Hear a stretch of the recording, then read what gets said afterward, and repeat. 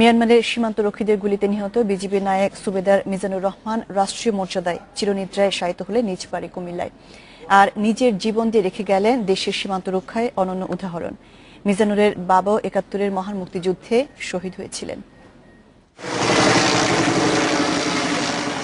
সোমবার দুপুরে বিজিবি নায়ক সুবেদার মিজানুর রহমানের মরদেহ যখন হেলিকপ্টারে করে কুমিল্লায় পৌঁছায়, তখন এলাকায় ছিল শোকার্ত মানুষের উপচে পড়া ভিড়।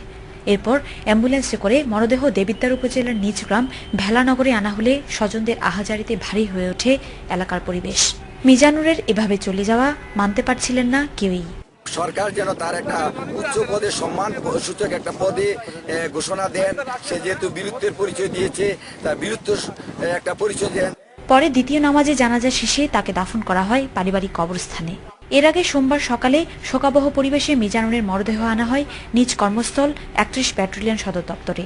সেখানে অনুষ্ঠিত হয় তার প্রথম নামাজে জানাজা। এই সময় আর্থিক সহায়তা সহ মিজানুরের পরিবারের পাশে দাঁড়ানোর কথা জানান বিজিবির কর্মকর্তারা। অত্যন্ত দুঃখজনক এবং অনাকাঙ্ক্ষিত। আমরা কোনোভাবে এটা চাই না আমাদের কোনো সহকর্মী এইভাবে জীবন দিই।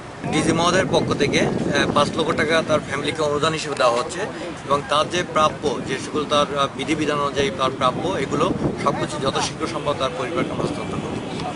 বুধবার বান্দরবানের নাইক্ষ্যংছড়িতে মিয়ানমার সীমান্তরক্ষী বাহিনী বিজিবির গুলিতে নিহত বিজিবি সদস্য মিজানুর রহমানের মরদেহ নিয়ে শুরু থেকেই ছিল নাটকীয়তা। পরে কূটনীতিক তৎপরতার ৪ দিন পর তার মরদেহ ফেরত দেয় বিজিবি। Independent news.